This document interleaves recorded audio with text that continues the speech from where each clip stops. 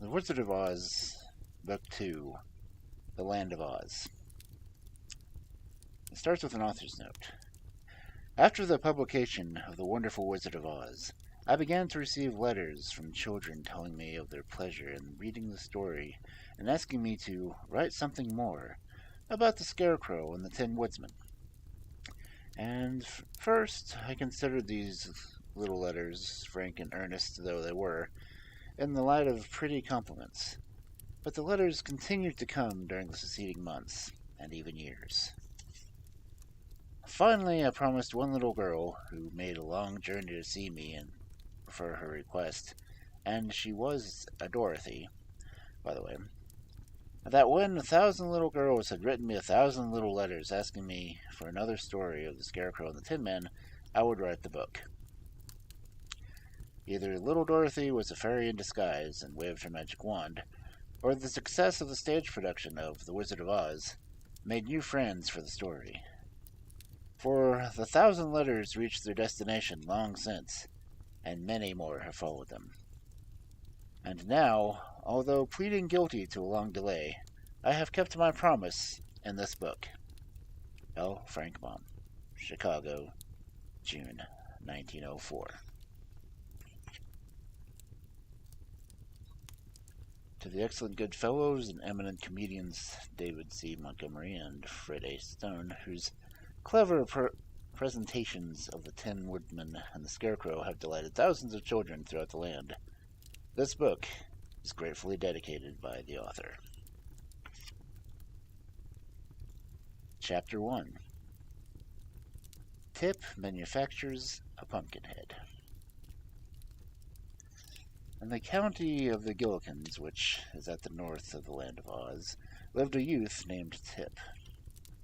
There was more to his name than that, for old Moby often declared that his whole name was Tipitarius, but no one was expected to say such a long word when Tip would do just as well.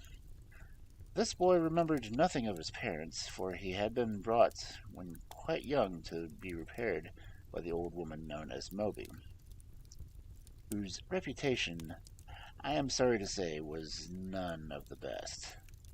For the Gillikin people had reason to suspect her of indulging in the magical arts, and therefore hesitated to associate with her. Moby was not exactly a witch, because the good witch who ruled that part of the Land of Oz had forbidden any other witch to exist in her dominions. So Tip's guardian, however much she might aspire to working magic, realized it was unlawful to be more than a sorceress, or at most a wizardess. Tip was made to carry wood from the forest, that the old woman might boil her pot. He also worked in the cornfields, hoeing and husking, and he fed the pigs and milked the four-horned cow that was Moby's especial pride. You must not suppose he worked all the time, for he felt that would be bad for him. When sent to the forest, Tip often climbed trees for birds' eggs, or amused himself chasing the fleet white rabbits, or fishing in the brooks with the bent pins.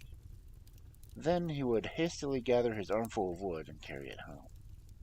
And when he was supposed to be working in the cornfields, and the tall stalks hid him from Mombi's view, Tip would often dig in the gopher holes, or, if the mood seized him, lie upon his back between the rows of corn and take a nap. So, by taking care not to exhaust his strength, he grew as strong and as rugged as a boy might be.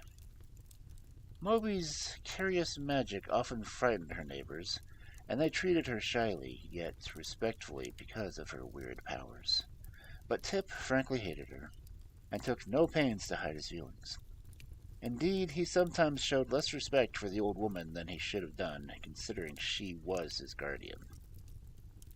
There were pumpkins in Moby's cornfields, lying golden red among the rows of green stalks, and these had been planted and carefully tended that the four-horned cow might eat them in the winter-time.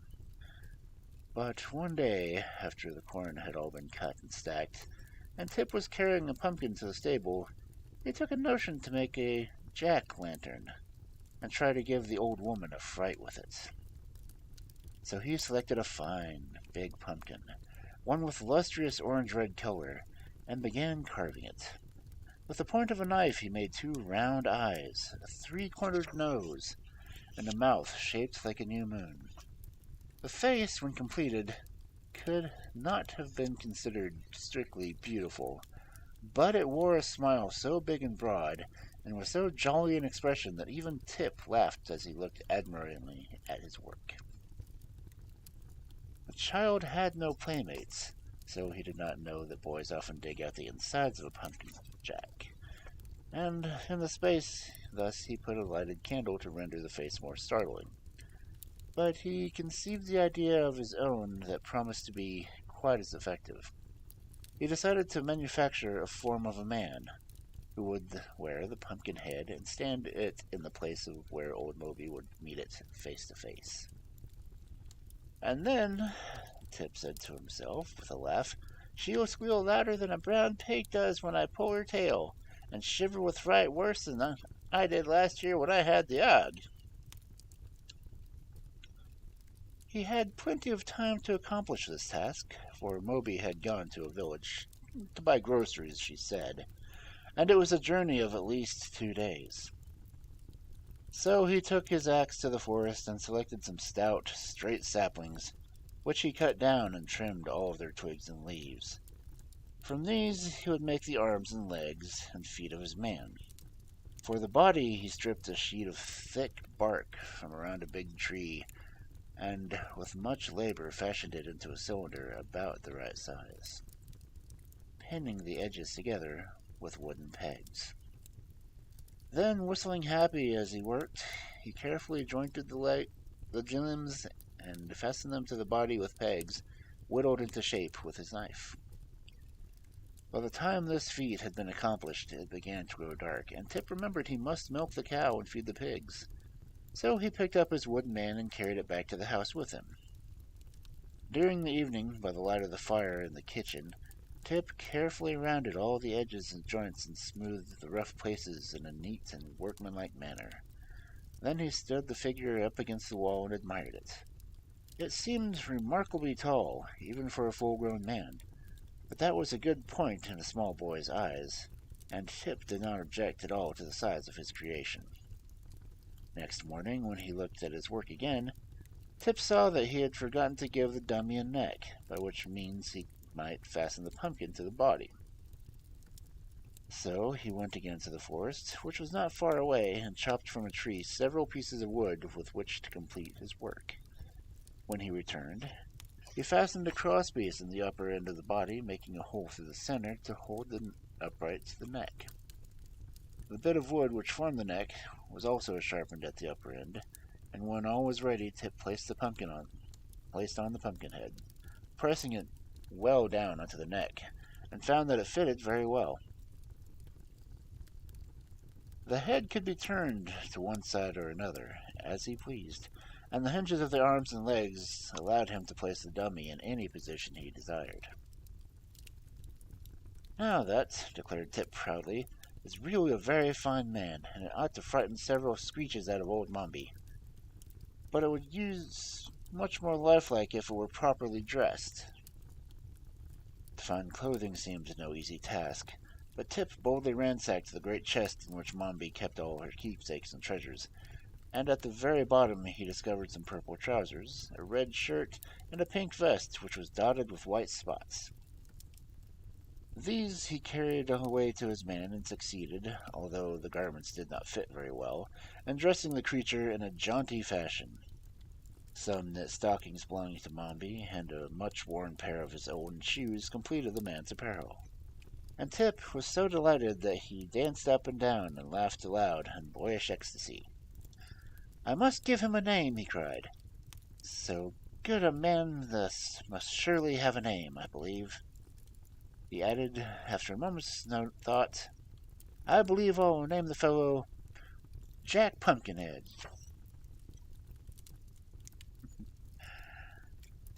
Chapter 2.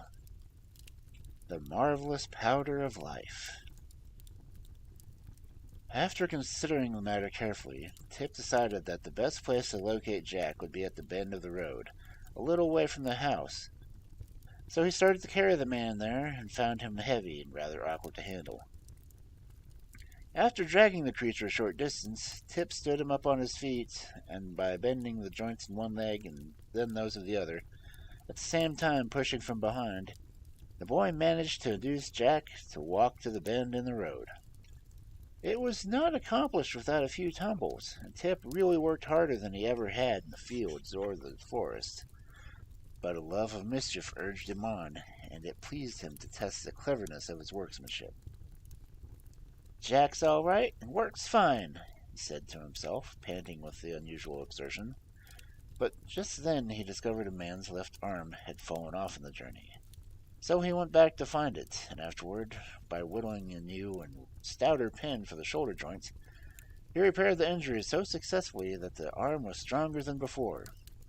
Tip also noticed that Jack's pumpkin head had twisted around until it faced his back, but this was easily remedied. When at last the man was set up facing the turn in the road where old Mombi was to appear, he looked natural enough to be a fair imitation of a Gillikin farmer, and unnaturally enough to startle anyone that came upon him unawares. As it was yet too early in the day to expect the old woman to return home, Tip went down into the valley below the farmhouse and began to gather nuts from the trees that grew there. However, old Mombi returned earlier than usual.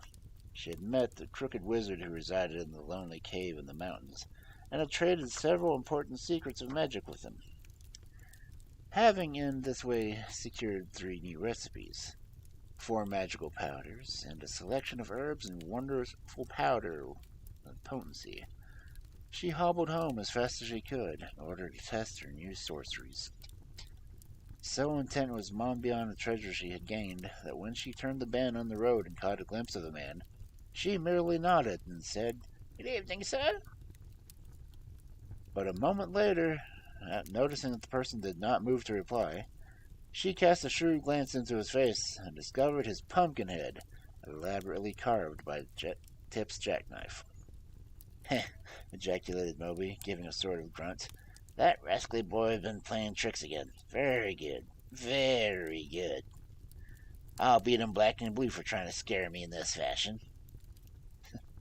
Angrily she raised her stick to smash the grinning pumpkin head out of the dummy, but suddenly a thought made her pause.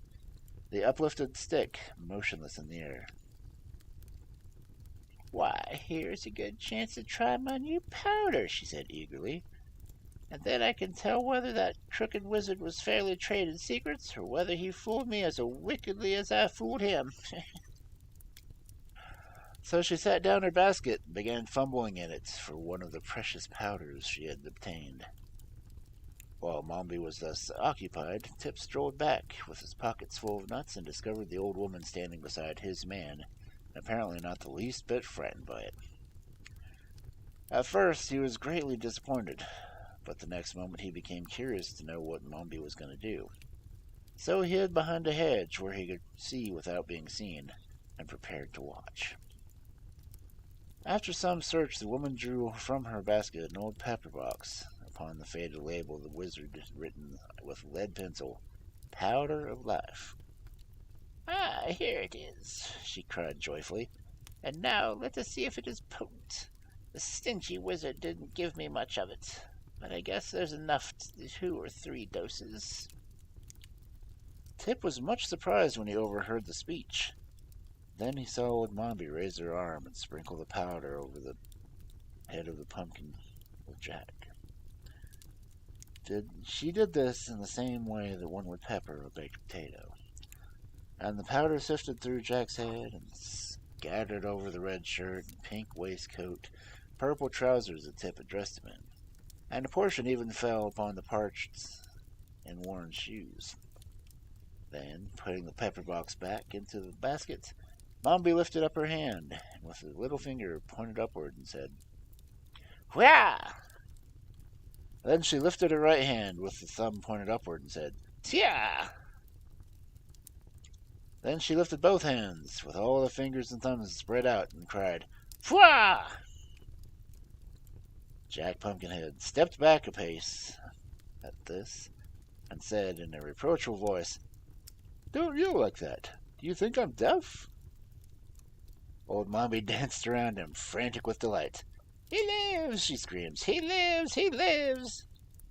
Then she threw her stick into the air and caught it as it came back down. And she hugged herself with both arms and tried to do a step of a jig, and all the time she repeated rapturously, He lives! He lives! He lives! Now you may well suppose that Tip observed all of this in amazement. At first he was so frightened and horrified that he wanted to run away, but his legs trembled so badly that he couldn't. Then it struck him as very funny for Jack to come to life, especially with the expression on the pumpkin face that was so droll and comical it excited laughter on the instant. So recovering from his first fear, Tip began to laugh, and the merry peals reached old Mombi's ears and made her hobble quickly towards his edge, where she seized Tip's collar and dragged him back to where she had left the basket and the pumpkin-headed man. You naughty, sneaking, wicked boy, she exclaimed furiously. I'll teach you to spy on my secrets and make fun of me. I wasn't making fun of you, protested Tip. I was laughing at old Pumpkinhead. Look at him. Isn't he just a picture, though? I hope you're not reflecting on my personal appearance, said Jack. And it was so funny to hear his grave voice, while his face continued to wear its jolly smile, that Tip again burst into a peal of laughter. Even Mombi was not without curious interest in the man her magic brought to life, for, after staring at him intently, she presently asked, What do you know?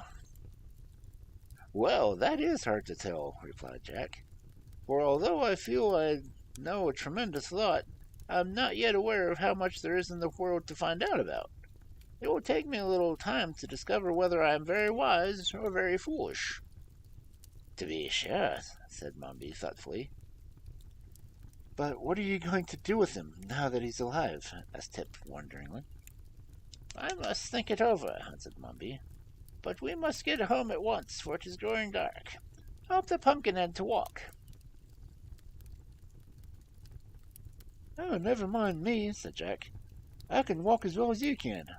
Haven't I got legs and feet? Aren't they jointed? They are, asked the woman, turning to Tip. Of course they are. Made them myself, returned the boy with pride. So they started for the house, but when they reached the farm, old Mombi led the pumpkin man to the cow stable and shut him up for an empty stall, fastening the door securely on the outside. I've got to attend to you first, she said, nodding her head at Tip. Hearing this, the boy became uneasy, for he knew Mombi had had a bad and vengeful heart, and would not hesitate to do anything evil. They entered the house. It was a round, dome-shaped structure, as are nearly all the farmhouses in the Land of Oz. Mombi bade the boy light a candle, while she put her basket in the cupboard and hung her cloak on a peg. Tip obeyed quickly, for he was afraid of her.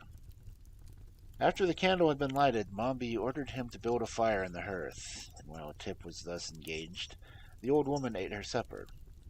When the flames began to crackle, the boy came to her and asked for a share of the bread and cheese, but Mombi refused him. I'm hungry, said Tip in a sulking tone. You won't be hungry long, replied Mombi with a grim look.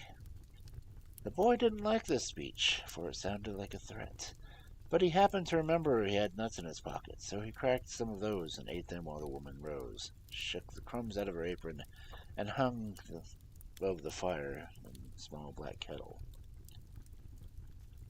Then she measured 2 equal parts of milk and vinegar and poured them into the kettle. Then she poured several packets of herbs and powders and began adding a portion of each to the contents of the kettle. Occasionally she would draw near the candle and read from the yellow paper recipe in the mess she was concocting. As Tip watched her, with his uneasiness increased. What is that for? He asked. For you, replied Mombi briefly. Tip wriggled upon his stool and stared a while at the kettle, which was beginning to bubble. Then he would glance at the stern and wrinkled features of the witch, and wish he were any place but in that dim and smoky kitchen, where the shadows cast by a candle upon the wall were enough to give one the horrors. So an hour passed away, during which silence was only broken by the bubbling of the pots and the hissing of the flames. Finally, Tip spoke again. "I forgot to drink that stuff?" he asked, nodding at the pot. "Yes," said Mombi. "What'll it do to me?" asked Tip. "If it's properly made," replied Mombi, "it will change or transform you into a marble statue." Tip groaned and wiped his perspiration from his forehead with his sleeve.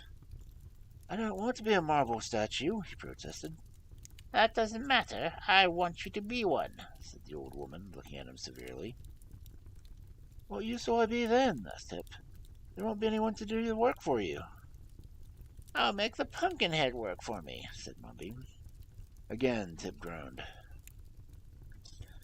"Why don't you change me into a goat or a chicken?" he asked anxiously. "You can't do anything with a marble statue." "Oh, yes, I can," returned Mombi. "I'm going to plant a flower garden next spring, and I'll put you in the middle of it for an ornament. I wonder if I haven't thought of that before. You've been a bother to me for years." At this terrible speech, Tip felt the beads of perspiration starting all over his body, but he sat still and shivered and looked anxiously at the kettle. "Perhaps it won't work," he muttered in a voice that sounded weak and discouraged. "Oh, I think it will," answered Mombi cheerfully. "I seldom make a mistake." Again there was a period of silence so long and gloomy that when Mombi finally lifted the kettle from the fire, it was close to midnight. "You cannot drink it until it has become quite cold," announced the old witch, for in spite of the law she had acknowledged practicing witchcraft. "But we must go to bed now, and at daybreak I will call you and at once complete your transformation into a marble statue."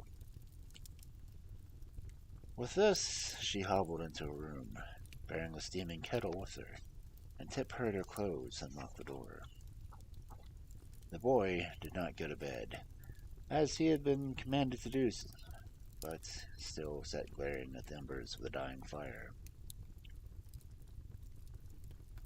Chapter 3. The Flight of the Fugitives. Tip reflected. "It's a hard thing to be a marble statue," he thought rebelliously, "and I'm not going to stand for it. For years I've been a bother to her, she says, so she's going to get rid of me. Well, there's an easier way to become a statue. No boy could have any fun forever standing in the middle of a flower garden. I'll run away. That's what I'll do, and I may as well go before she makes me drink that nasty stuff in the kettle." He waited until the snores of the old witch announced that she was fast asleep, and then he arose softly and went to the cupboard to find something to eat. "No use starting the journey without food," he decided, searching upon the narrow shelves. He found some crusts of bread, but these he had to look into Mombi's baskets for the cheese she had brought from the village. While turning over the contents of the basket, he came upon the pepper box, which contained the powder of life. "I might as well take this with me," he thought. "Mombi will be using it to make more mischief with." So he put the box in his pocket, together with the bread and cheese. Then he cautiously left the house and latched the door behind him. Outside, both the moon and stars shone brightly, and the night seemed peaceful and inviting after the close of an ill-smelling kitchen. "I'll be glad to get away," said Tim softly, "for I never did like that old woman. I wonder how I ever came to live with her." He was walking slowly toward the road when his thought made him pause. "I don't like to leave Jack Pumpkinhead to the tender mercies of old Mombi," he muttered. "Jack belongs to me, for I made him, even if the old witch did bring him to life." He retraced his steps to the cow stable and opened the door of the stall where the pumpkin-headed man had been left. Jack was standing in the middle of the stall, and by the moonlight Tip could see he was just smiling as jovially as ever. "Come on," said the boy, beckoning. "Where to?" asked Jack. "You'll know as soon as I do," answered Tip, smiling sympathetically into the pumpkin face. All we've got to do now is tramp. Very well, replied Jack, and walked awkwardly out of the stable and into the moonlight. Tip turned toward the road, and the man followed him. Jack walked with a sort of limp, and occasionally one of the joints of his legs would turn backwards instead of frontwise, almost causing him to tumble. But Pumpkinhead was quick to notice this and began to make more pains to step carefully, so that he met with few accidents. Tip led him along the path without stopping for an instant. They could not go very fast, but they walked steadily, and by the time the moon sank away, the sun peeped over the hills.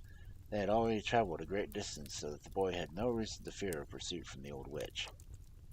Moreover, he had turned first onto the path, and then onto another, so that should anyone follow them, it would prove quite difficult to guess which way they had gone, and where to seek them. Fairly satisfied that he had escaped, for a time at least, being turned into a marble statue, the boy stopped his companion and seated himself upon a rock beside the road. "Let's have some breakfast," he said. Jack Pumpkinhead watched Tip curiously, but refused to join in the repast. "I don't seem to be made of the same stuff you are," he said. "I know you're not," returned Tip, "for I made you." "Oh, did you?" asked Jack. "Certainly. I put you together and carved your eyes and nose and ears and mouth," said Tip proudly, "and dressed you." Jack looked at his body and limbs critically. "It strikes me that you did a very good job of it," he remarked. "Just so-so," replied Tip modestly, for he began to see certain defects in the construction of his man. "If I'd known we were going to travel together, I might have made you a little bit more particular." "Why, then," said the Pumpkinhead, in a tone that expressed surprise, "you must be my creator, my parent, my father." "Or your inventor," replied the boy with a laugh. "Yes, my son, I really believe I am."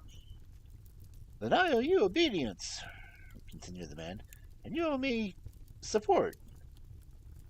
"That's it, exactly," declared Tip, jumping up. "So let's be off." "Where are we going?" asked Jack, when they had resumed their journey. "I'm not exactly sure," said the boy, "but I believe we're headed south, and that will bring us sooner or later to the Emerald City."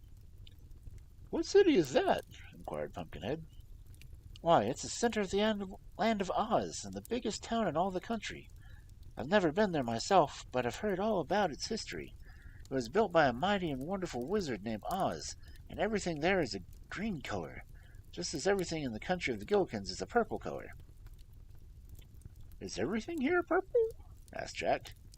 "Of course it is. Can't you see?" returned the boy. "I believe I must be colorblind," said the Pumpkinhead, after starting about it. "Well, the grass is purple, and the trees are purple, and the houses and fences are purple," exclaimed Tip. "Even the mud on the roads is purple. But in Emerald City, everything is green. That is purple here. And in the country of the Munchkins, over in the east, everything is blue. And in the south, in the country of the Quadlings, everything is red. And the west country of the Winkies, where the Tin Man rules, everything is yellow." "Oh," said Jack.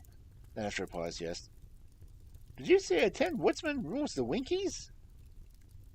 "Yes. He was one of the ones who helped Dorothy destroy the Wicked Witch of the West. And the Winkies were so grateful that they invited him to become their ruler, just as the people of the Emerald City invited Scarecrow to rule them." "Dear me," said Jack. "I'm getting confused with all this history. Who is the Scarecrow?" "Another friend of Dorothy's," replied Tip. "And who is Dorothy?" "She was a girl that came here from Kansas, a place in the big outside world. She got blown to the land of Oz by a cyclone, and while she was here, the Scarecrow and the Tin Woodsman accompanied her in her travels." "And where is she now?" inquired Pumpkinhead. "Glinda the Good, who rules over the Quadlings, sent her home again," said the boy. "Oh. What became of the Scarecrow?" "I told you. He rules the Emerald City," answered Tip. "I thought you said it was ruled by a wonderful wizard," objected Jack, seeming more and more confused. "Well, so did I. Now, pay attention. I'm going to explain it." And Tip, speaking slowly and looking at the smiling Pumpkinhead squarely in the eye, "Dorothy went to the Emerald City to ask the wizard to send her back to Kansas, and the Scarecrow and the Tin Woodsman went with her. But the wizard couldn't send her back because he wasn't so much a wizard as he might have been. And they got angry with the wizard and threatened to expose him.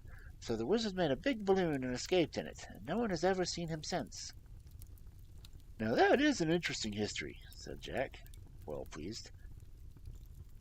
And I understand it perfectly, all but the explanation. I'm glad you do, responded Tip.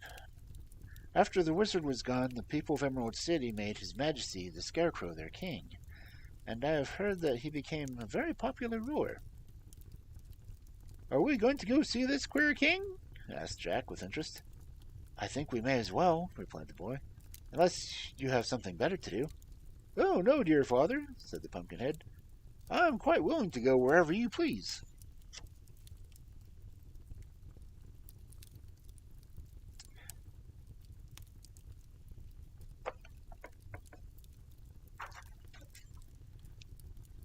Chapter 4. Tip makes an experiment in magic. The boy, small and rather delicate in appearance, seemed somewhat embarrassed by being called father by the tall, awkward, pumpkin-headed man. But to deny the relationship would involve another long and tedious explanation, so he changed the subject by asking abruptly, Are you tired? Of course not, replied the other. But, he continued after a pause, it is quite certain I shall wear out my wooden joints if I keep on walking. Tip reflected, and then journeyed on. That was true. He began to regret that he had not constructed the wooden limbs more carefully and substantially. Yet, how could he ever have guessed that the man he had made merely a scarecrow, Mombi, would be brought to life with by the means of a magical powder contained in an old pepper box? So he ceased to reproach himself and began to think how he might remedy the deficiency of Jack's weak joints. While thus engaged, he came to the edge of a wood. The boy sat down to rest on an old sawhorse that some woodcutter had left there. Why don't you sit down? Asked the Pumpkinhead. Won't it strain my joints? Inquired the other. Of course not. You'll just rest them, declared the boy. So Jack tried to sit down, but as soon as he bent his joints farther than usual, they gave way altogether, and he came clattering to the ground with a crash that Tip feared he was entirely ruined. He rushed to the man, lifted him to his feet, straightened his arms and legs, and felt of his head to see if by chance it had become cracked. But Jack seemed to be in pretty good shape, after all, and Tip said to him, I guess you'll better remain standing hereafter. It seems the safest way. Very well, dear father, just as you say, replied the smiling Jack, who had been in no wise confused by the tumble. Tip sat down again. Presently the Pumpkinhead asked, What is the thing you're sitting on? Oh, it is a horse, replied the boy carelessly. What is a horse? Demanded Jack. A horse? Why, there are two kinds of horses, returned Tip, slightly puzzled by how to explain. One kind of horse is alive, and has 4 legs, a head, and a tail, and people ride upon its back. I understand, said Jack carefully.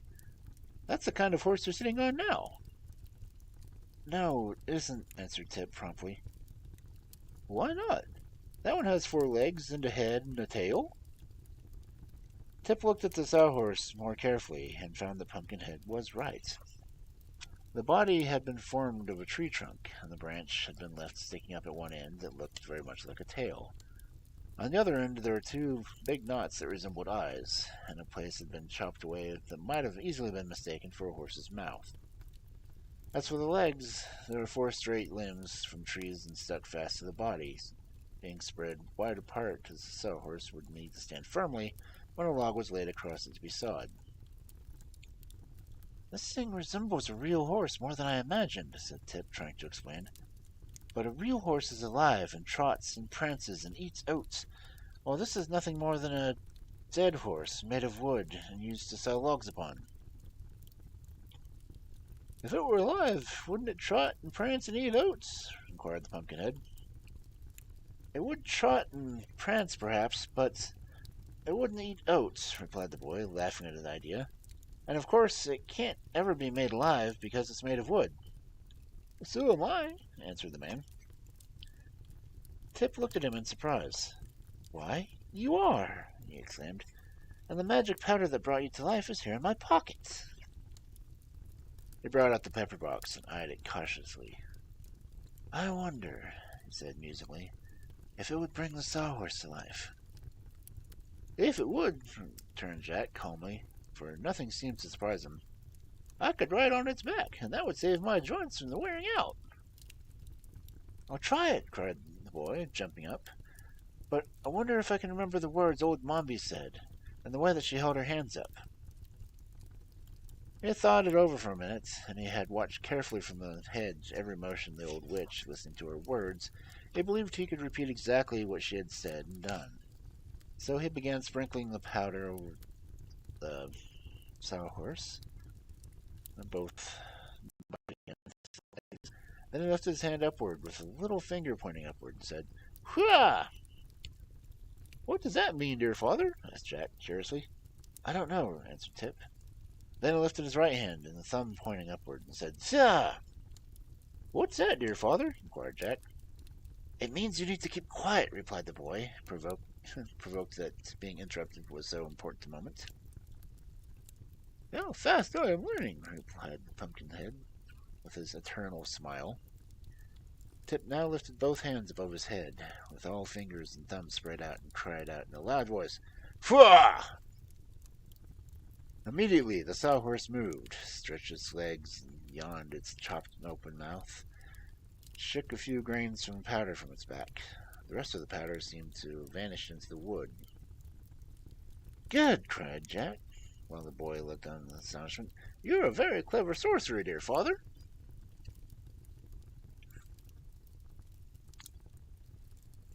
Chapter 5. The Awakening of the Sawhorse. The Sawhorse, finding himself alive, seemed even more astonished than Tip. He rolled his naughty eyes from side to side, taking in the first wondering view of the world in which he had now been important to exist.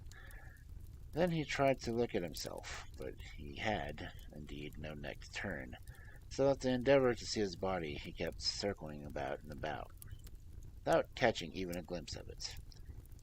The legs were stiff and awkward, for there were no knee joints in them, so that presently he bumped against Jack Pumpkinhead and sent the personage tumbling upon the moss that lined the roadside.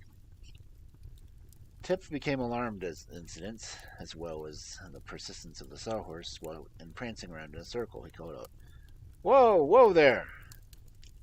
The sawhorse paid no attention whatsoever to his command, and the next instant brought one of the wooden legs down upon Tip's foot so forcibly that the boy danced away in pain to a safer distance from where he had again yelled. Whoa, whoa, I say! Jack had now managed to raise himself to a sitting position, and he looked at the sawhorse with much interest.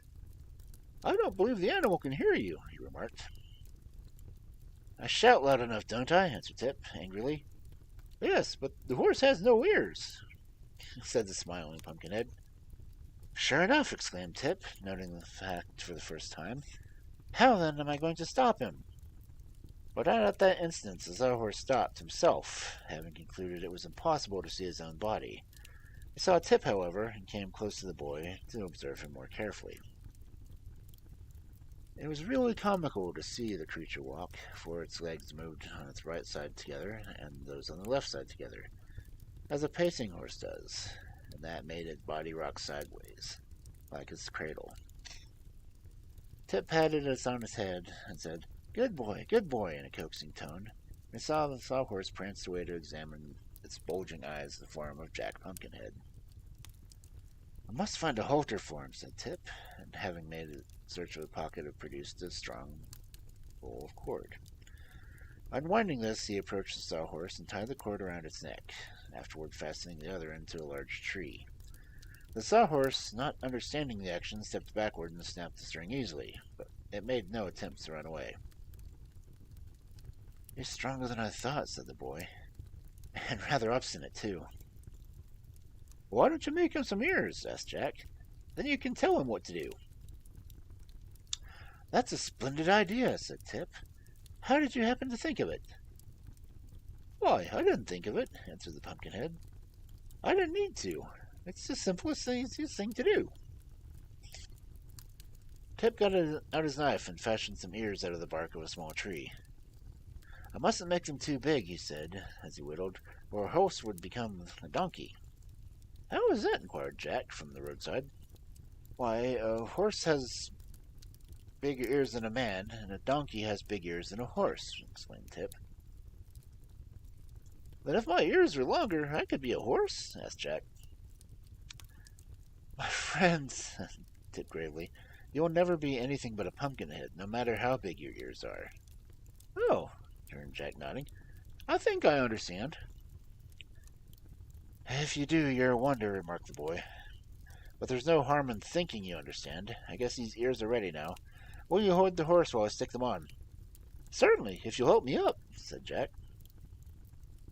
So Tip raised him to his feet, and the Pumpkinhead went to the side of the horse and held it a while the boy bored holes in it with the knife blade and inserted the ears. They'll make him look very handsome, said Jack admiringly. With those words, spoken close to the sawhorse, and being the first sounds he had ever heard, so startled the animal that he made a bound forward and tumbled Tip on one side and Jack on the other. Then he continued to rush forward as if frightened by the clatter of his own footsteps. Whoa! Shouted Tip, picking himself up. Whoa, you idiot! Whoa! The sawhorse would probably have paid no attention to this, but just then he stepped a leg into a gopher hole and tumbled head first into the ground, where it lay upon its back, frantically waving its forelegs in the air. Tip ran up to it. You're a nice sort of horse, I must say, he exclaimed. Why didn't you stop when I yelled, whoa? What does whoa mean, stop? Asked the sawhorse in a surprised voice, as it looked its eyes upward to the boy. Of course it does, answered Tip. And a hole in the ground means stop also, doesn't it? Continued the horse. To be sure, unless you step over it, said Tip. What a strange place this is, the creature exclaimed, as if amazed. What am I doing here, anyway? Why, I've brought you to life, answered the boy. But it won't hurt you any, if you mind me and do what I tell you. I will do what you tell me, replied the horse humbly. But what happened to me a moment ago? I don't seem to just right some way. You're upside down, explained Tip. But just keep those legs still a minute, and I'll set you right side up again. How many sides have I? Asked the creature wonderingly.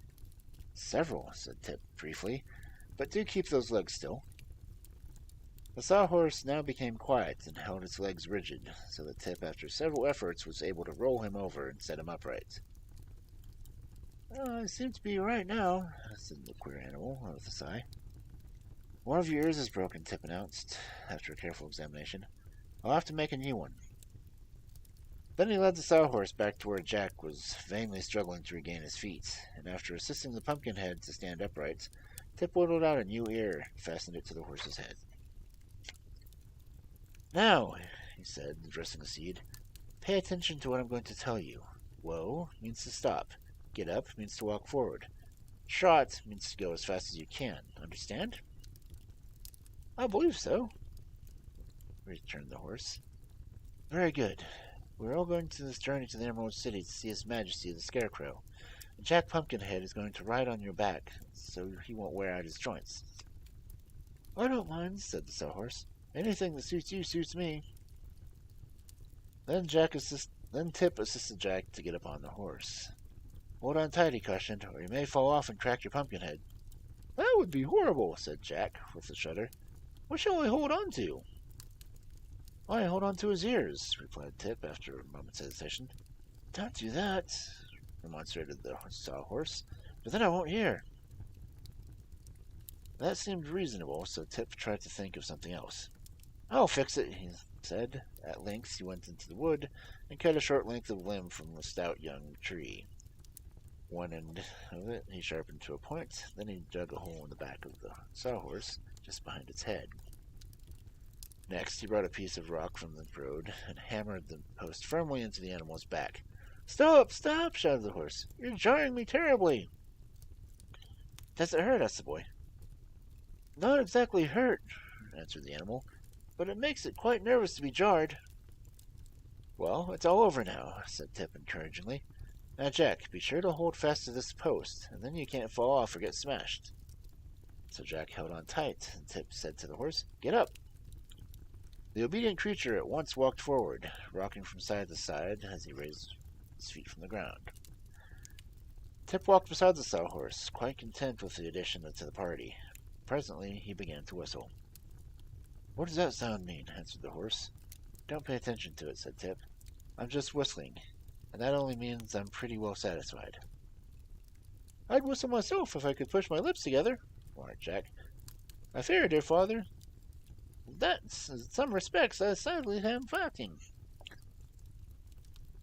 After journeying for some distance, the narrow path they followed turned into a broad road, paved with yellow brick. By the side of the road, Tip noticed a sign that read, 9 miles to the Emerald City. And now it was growing dark, so he decided to camp for the night by the roadside and to resume the journey the next morning by daybreak. He led the sawhorse to a grassy mound on which it grew several bushy trees, and carefully assisted Pumpkinhead to the alights. I think I'll lay you down on the ground tonight, said the boy. You'll be safer that way. What about me? Asked the sawhorse. You won't hurt to stand, replied Tip, and as you can't sleep, you may as well watch out so that no one comes near and disturbs us. Then the boy stretched himself upon the grass beside the Pumpkinhead, quickly readied with gear for the journey, and was fast soon asleep.